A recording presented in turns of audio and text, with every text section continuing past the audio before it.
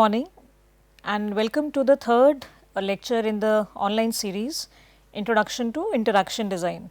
I am your course instructor Dr. Sonal Atreya, Assistant Professor in the Department of Design at IIT Roorkee. So, in the last lecture we saw how design encompasses the area of interaction design, where interaction design fits into the whole scheme of the design domain. We also saw that how the use of certain principles like words, visual representations, space, time and behavior help designers create better interactions. So, today we will see the process of design in terms of how design interaction for problem solving can be done to generate more ideas and solutions to create better interactive systems. There are several domains that utilize design as a process.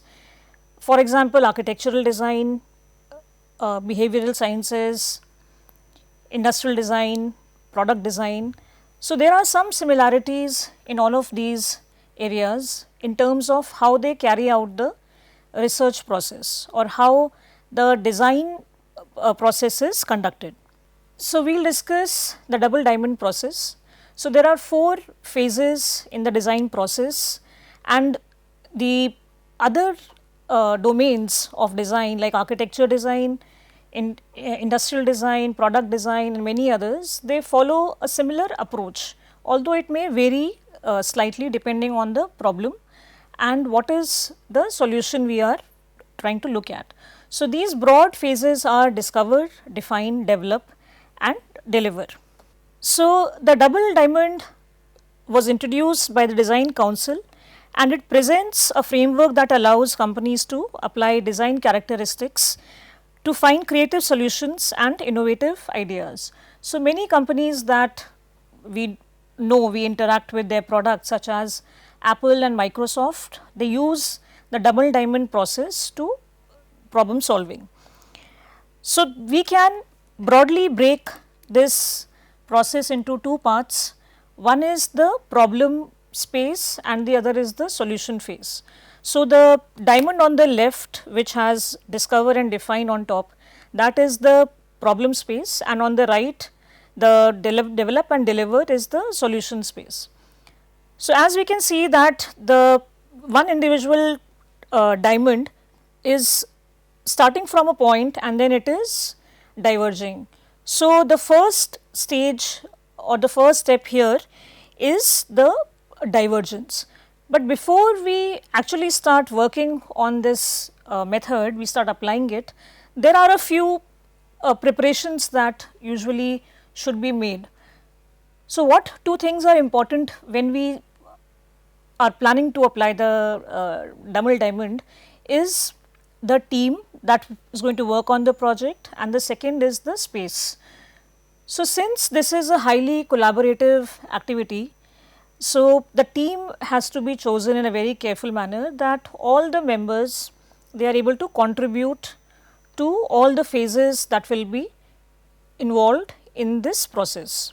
So, for example, one stage would require to interview people to get their feedback. So, does the person in the team, does he or she have those skills to actually talk with people without hurting their sentiments?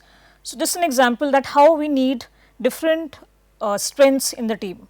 The other important requirement is that of space, because this is not an activity that will be covered in a single day. It will be a long process, it will go on for a long time. So, a space is required wherein people can come back and continue with the process, and this is since a very hands on exercise. So, generally the walls are utilized for this purpose, for putting the ideas, so the whole team can monitor the progress of the entire team. So, in the first step, which is the discover, so we can see that how the triangle is opening up, that means we are now diverging into the area. So, here we explore the problems and the main purpose is to find the root cause. So, that is something that we will be able to find and define at the end of this phase. So, there are certain methods that are used. I will mention just a few. So, one is mind maps. So, just like a map has several nodes, there are connections. So, what are those connections between, for example, a problem with the product? What kind of problems can we map? Then we have multi-perspective problem framing. So, wherein like as a lot of different people have different perspectives for a certain service or a product. So, in a similar manner, what are the different perspectives around this particular problem area? Then brainstorming, where a lot of ideas are discussed amongst the team members, so that we are able to come up with some good ideas at the end of the exercise. Desk research, wherein a secondary research is conducted, and also field research, which consists of activities like interviews, focus groups, and observations. So, these three are very important 3 steps, especially the field research, because this tells the designer that what are the problems or challenges that are being faced by the user. So, interviews can be also broken down into 3 different types. So, structured, semi-structured, and open ended. So, here the degree of freedom basically is what is different. So, in structured interviews, the researcher has a set of questions and he or she does not deviate from those set of questions. In semi-structured, some of the answers may lead to some other questions, further interrogation, and in open ended questions there is more flexibility and they are more organic in nature. So, once the discovery stage is over, then we will be having a lot of data for us to analyze and then define the problem further. So, then we move on to the next stage, but we are still in the first phase of problem identification stage itself. So, now we are converging to take up all the data that we have collected to define the problem and put it in a problem statement in that way, so that we are able to see the problem statement. So, we are able to then go to the next step and find solutions. So, here also we use several methods like root cause analysis, the method of 5 whys, wherein we keep on asking why until we come to the root cause of the problem.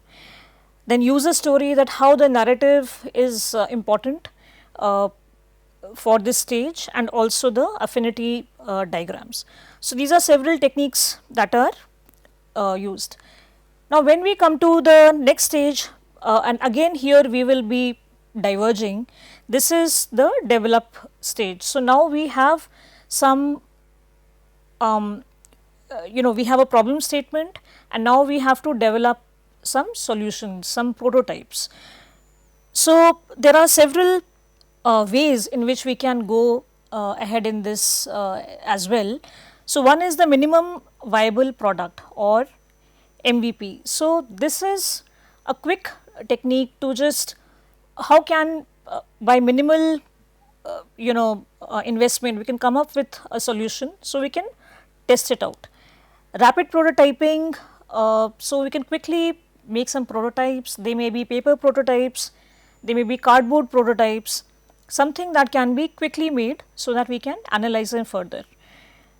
Storytelling and consumer journey mapping, wherein we map the steps that the consumer takes. For example, while purchasing something on an online platform, what are the challenges or hurdles the user is facing. So, we map those journeys of the user to find those challenging areas that can be worked upon, or we can find solutions. So, once the prototypes are designed, then of course, we are testing them as well, and in the initial stage they may be low fidelity prototypes, and later on of course the high fidelity prototypes will be developed. And finally in the deliver stage, where again we are converging. So here, once the delivery of the final solution has been made, of course we will follow it up, we will take the feedback of the user, we will conduct surveys, and also another method of shadowing, where we follow the user like a shadow, and we see that, again observe that what are the areas where the user is probably coming across some discomfort or some problem in accessing or using the solution, so that it can be maybe again modified if required. Now the next is the design thinking process. So before we go into the design thinking process, we should first understand that what is the ideology behind design thinking. So design thinking is a methodology that aims to tackle highly complex problems. So in our daily life, we come across many different types of problems. So some can be small problems which can be easily tackled, and there could be some bigger problems. So small problems that are also called tame problems, and difficult ones known as the wicked problems. So let's take an example of a tame problem for from our daily life and see that what is the difference between these two. So for example, I am being visited by a friend of mine and I am preparing tea. So I have prepared the tea for both of us, and then suddenly the bell rings and another friend joins. So in that case, probably what I will do is either I will make another cup of tea, or maybe I will divide whatever I have prepared into 3 different cups. Although the quantity will be less, but still we all 3 will be able to enjoy the cup of tea. So this is a small problem where a simple logic can be utilized and we can come to a solution. Now there are some other problems which are much larger in nature, much complex, and we cannot use such simple logic to solve these problems. So for example, world peace, world hunger. So these are very big problems that cannot be solved simply. Now there are businesses as well which have within their system such kind of wicked problems. So there may be a problem in understanding the user better, there may be a problem in satisfying the consumer or coming up with a good business plan. So these are also some very tough, complex and wicked problems. So here in this kind of a problem where a simple logical approach cannot be undertaken, so here design thinking technique helps. So here we can see the first step is empathy. Now empathy is one of the most important steps because this allows us to see, observe and talk with the user and identify their pain points. So what are the challenges, problems and difficulties that the users are facing, because our ultimate goal is to deliver to them a very good and positive experience. So what are those challenges that they are facing in receiving a positive experience?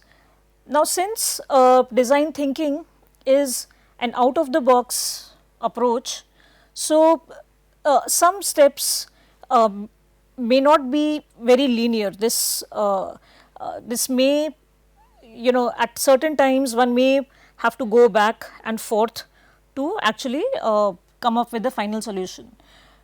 So once we have empathized with the users, so now we will come to know that what are the various areas, what are the problems, so we can put them in different baskets, that how do we, in order to tackle them further. And now once we have got all these problems, we will now create a problem statement. So how can we categorize all of that information to come up with one single problem statement? Now for example, there is a food delivery system, food delivery company. Now, one way they can put up a problem statement is that let us increase the delivery charges by 50%. So, that is one way of putting it up, and the other way of putting up the similar statement, but empathizing with the users could be that how can we deliver to people or customers living beyond 5-kilometer radius. So, this is also going to do the same purpose, which is giving them more revenue or more benefit, but this is a way to define the problem so that we are also empathizing with some customers who are not able to take benefit from our service. So, we are also going to expand our business, right. Now, the next step here is to ideate. So, here we generate ideas, and there is no restriction in this particular stage. The whole team is free to come up with interesting ideas, out of the box ideas, ideas that may or may not be implemented. So, but this stage requires the team to come up with multiple ideas so that we can then be able to choose the best out of these. So, once we have selected a few good ideas from the whole basket, then we go to the prototype stage. So, in this prototype stage, this is a scaled down version of what the final prototype or final model will look like.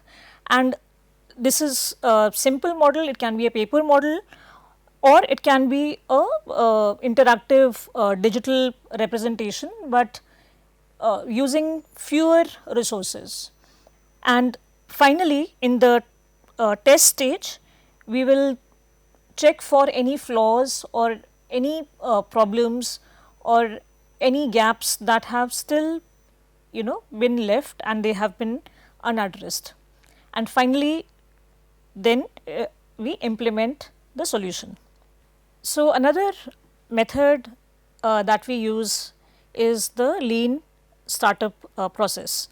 So, this lean startup process usually has three steps. The first is build, second is measure, and third is learn. So, build, measure and learn, this is the loop that is used to come up with the solution.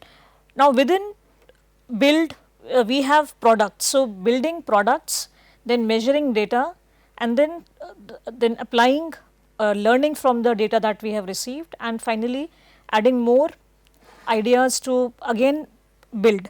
Now, this method is generally used by startups and also by established companies who want to bifurcate into a new area.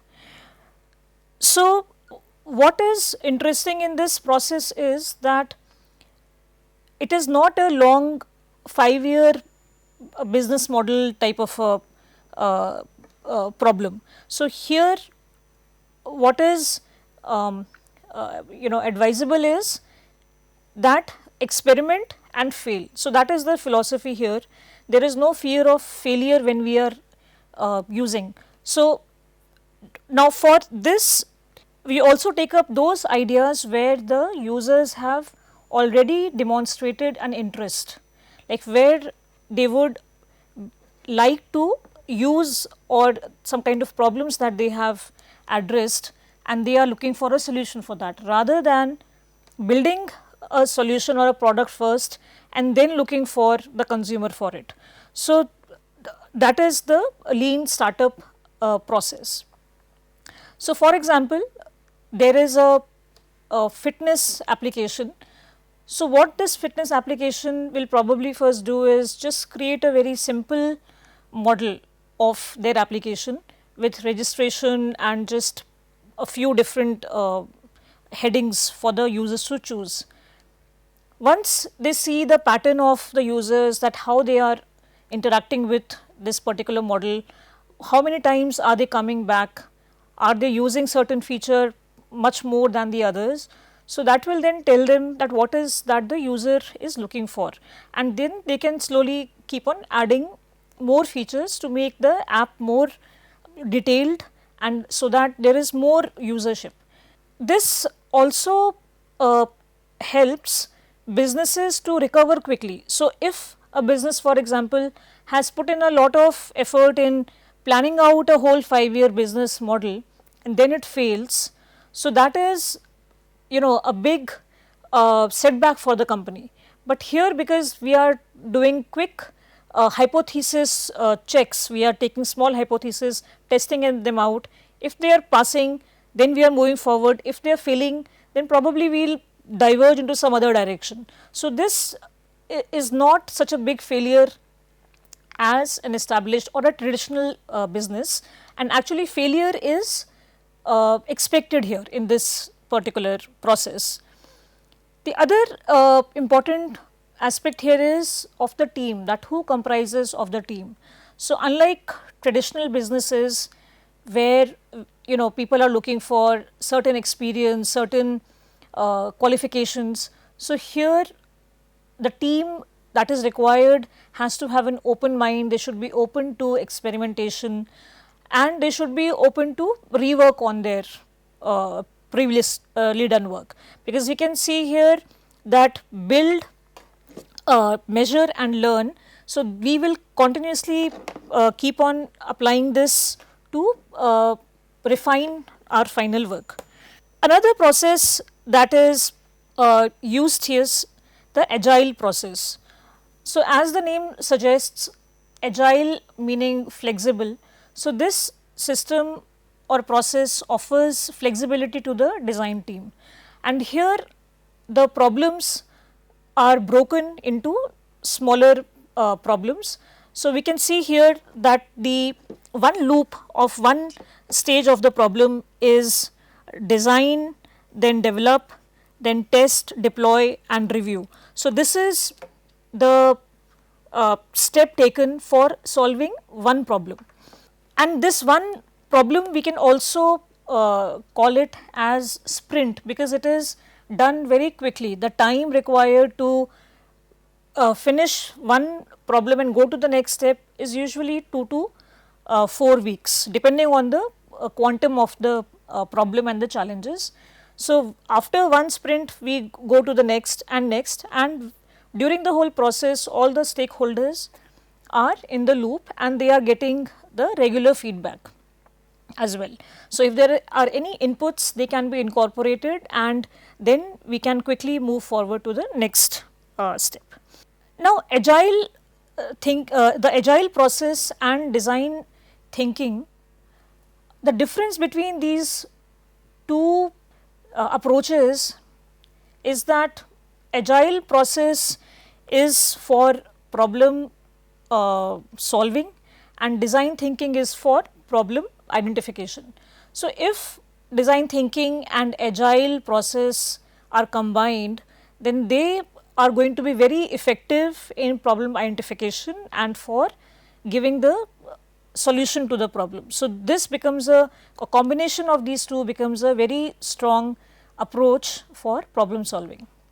Another method which was quite popular, it still is, which is the 6 Sigma process. So this initially came about in 1980s, where the focus was for quality control.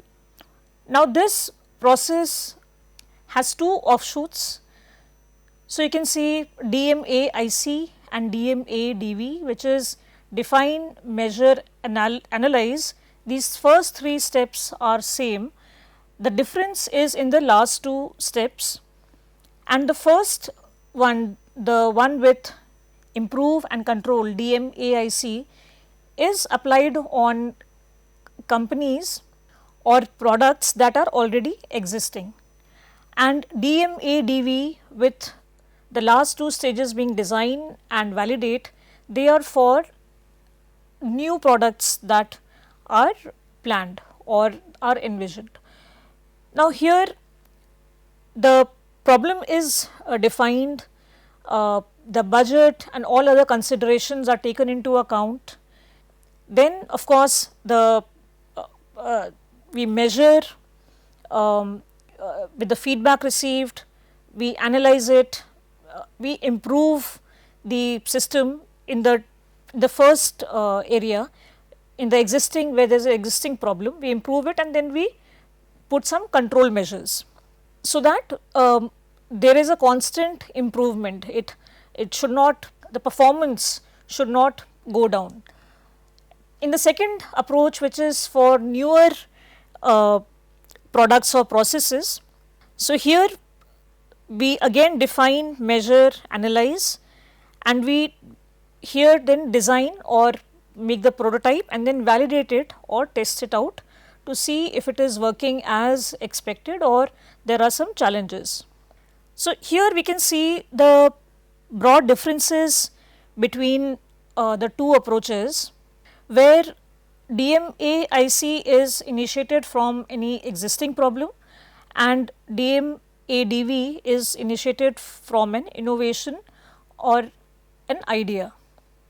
Existing processes employ DMAIC, whereas new processes use DMADV. So you can see that how the differences are also in the size of the team, because in the DMAIC we are going to improve and control, but the product or the service is already operational. So we need a smaller team, but in DMADV, since it is a new product or a service and a lot of brains would be required for the processes of define, measure, analyze, design and verify or validate. So a larger team is expected.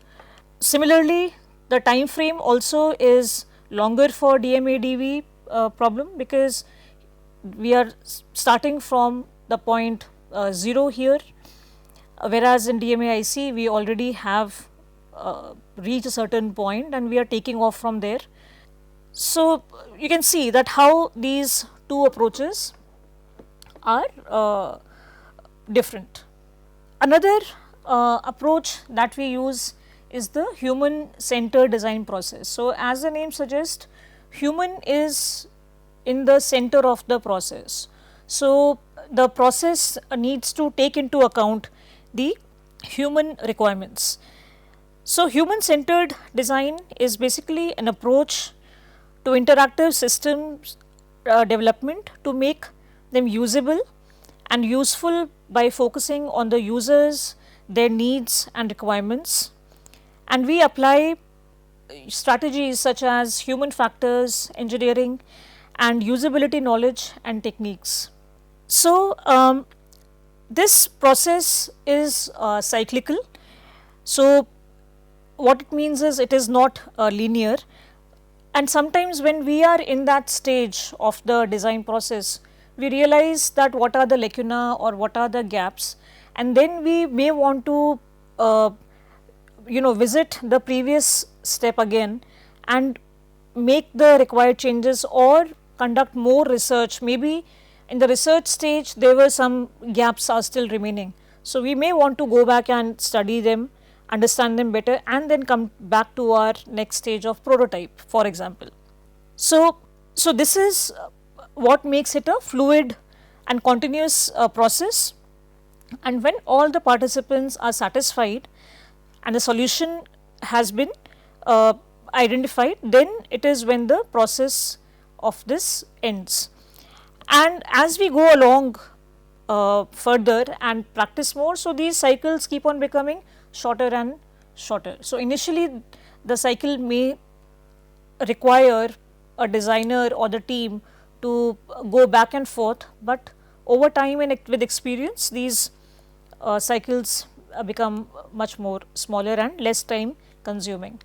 Now the human centered design process is also explored by IDEO. So IDEO is a very well known company in the business in the area of design, and we can see here that how they are approaching this process. So we can see that they are diverging first. in the inspiration phase, and the problem is identified, it is framed, and it is explored. So, what is done is that people who are going to be impacted by this product or service, they have been talked with, and they have been identified first, talked with, their needs have been documented, and once we have enough information and data, this step will organically take us to the next stage, which is our ideation stage. Now, in ideation stage, we can see that there is test and learn. There are two things here. So, this again is like a cyclical process we discussed in the human centered design in the previous slide, that how one can go back and forth between the steps. So, here within the ideation stage, we are moving from test to learn, so that we are able to come up with the best possible outcome from this stage. And then finally, we are converging. So, we can see how the graph is moving. So, we are converging to a final output, but before we implement it, so there is a it is being measured, that what is the output, and are there any more gaps that need to be incorporated, so that learning is applied, and then again it is moving in the measured stage, and finally it is delivered. And even after delivering the final output, of course, the implementation stage may again go through some more changes if required, if the final product still is unable to deliver to the best of its abilities. So, one example here from IDEO using the human centered design is that they were asked to create a device for the nurses in the hospitals.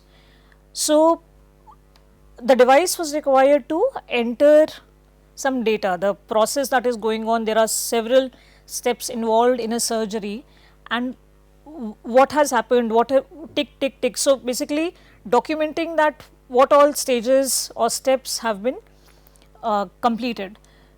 So, when the designers heard of this problem, so they could, in their mind, they saw a device which would look something like a flat disc that they could hold in both the hands and write on it. So, when they went to the hospital to actually see how the surgery happens in the real life scenario, so then they saw that when the patient is being carried on a stretcher or he is transferred to the operation theatre bed, that how he reaches out for the nurse's hand for support.